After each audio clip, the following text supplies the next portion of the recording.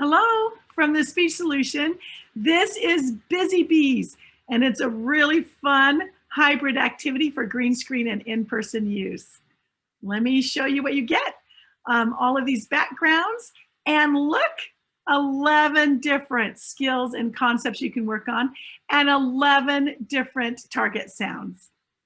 You get all the printables, and we have a really fun one with this for in-person, and the children can put their own faces inside of these, and you can put your face in them too, so that's pretty fun. And don't worry, we enlarged all of these things so they work really well on green screen. All right, and 4 different therapy cards, got to check them out, articulation cards and language skills. So let me show you how this works. You have little bees hidden inside of this beehive right here, and when the child says a sentence, and then they get to let a bee out and it will land on the girl, or we also have one for a boy. So really fun. So let me give you some samples. You would use your articulation card, choose which one you want, position or high frequency. So at the bottom of each of these cards, there's language skills section for children who are just learning how to put a phrase or a sentence together. So here's a sample of what they would say. I want to be, go to the boy or go to the girl, and then be, we get our little bee out, go on the girl's nose, or go on the girl's hat, go on the girl's shoulder, and then you can say, what is the girl gonna say? Help!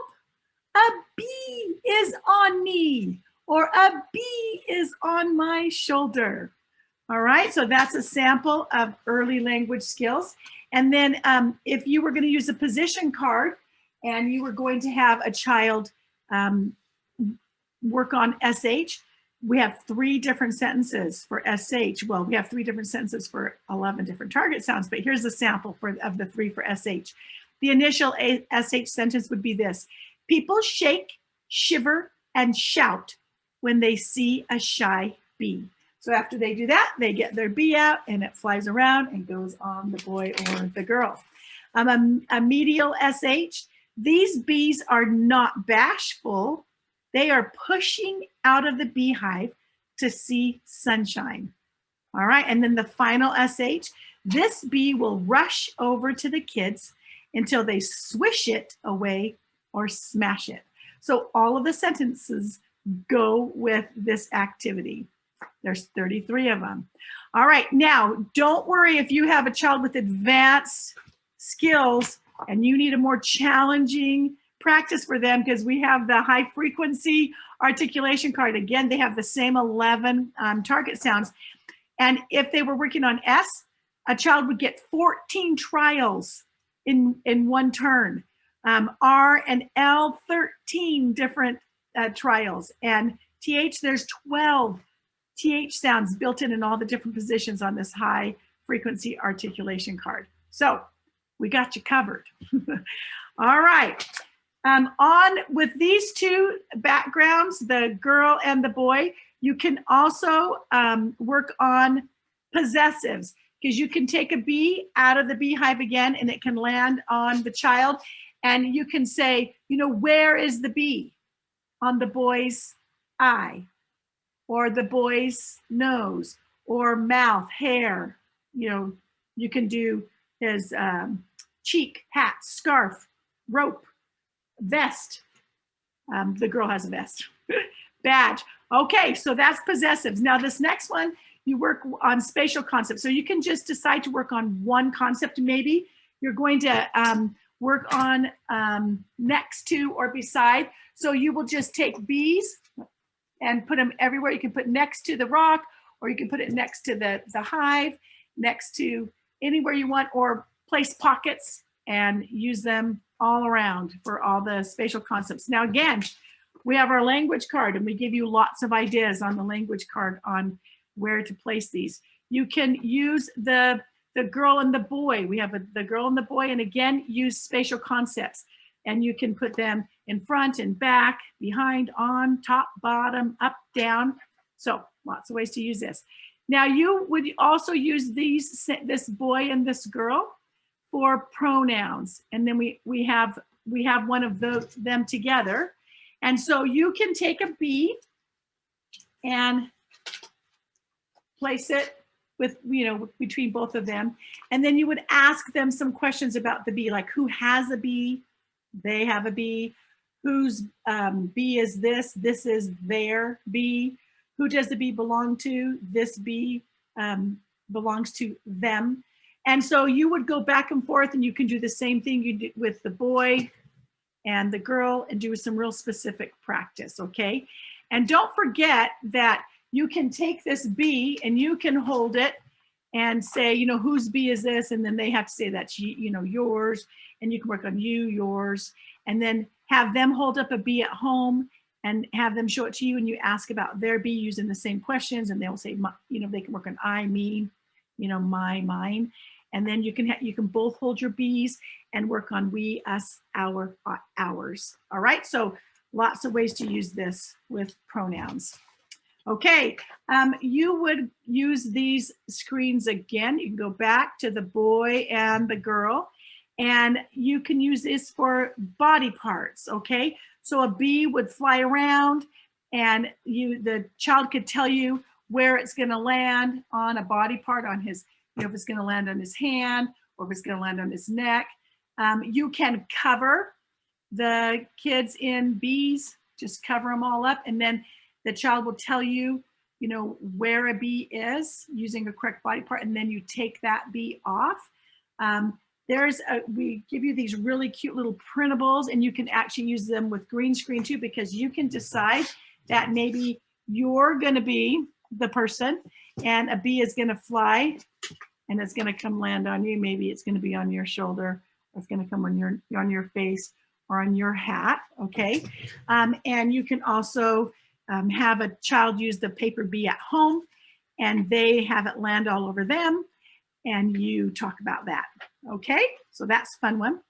All right, now we're gonna go back to, let's go back to this one. This backdrop you can also use for quantity concepts, because you can decide to put like maybe one, you can do one, and then you can do, put a bunch of them up here for one, and whoops, all, are all and none. You can do more or less, many, few, most, least, some, more, okay? So you would just move them all around into all these different beehives and work on quantity.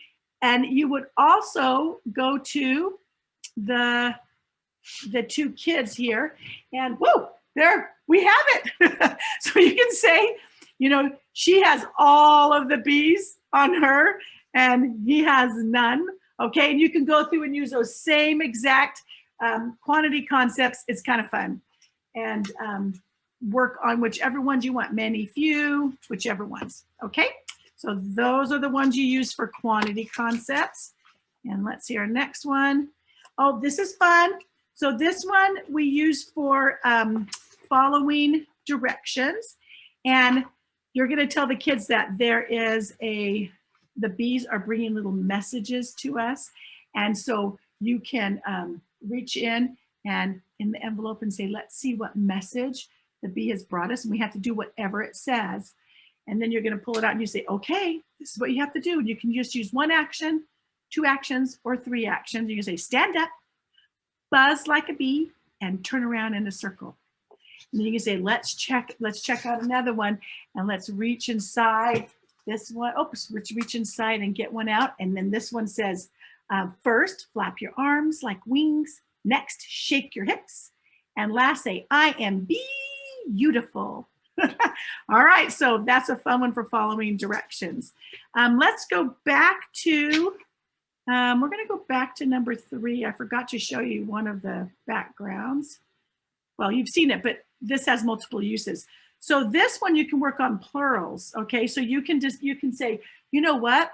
Let's look inside this beehive and let's see, what's in there. Oh, there is one bee. And so you can talk about one bee, and then you can say, well, let's look inside this one.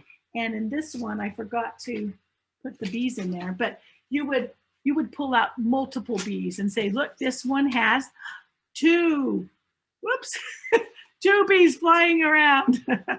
And so you can load these beehives up, and you load your pockets up with, you know, different amounts of bees. So that's good for plurals. And then here's another fun one. You can use the 2 kids, and you can say, you know what? I hear something. There's a noise going on over here. And say, it looks like it's coming from his hat. And I don't know. I think there's something going on inside this boy's hat. Should we check it out?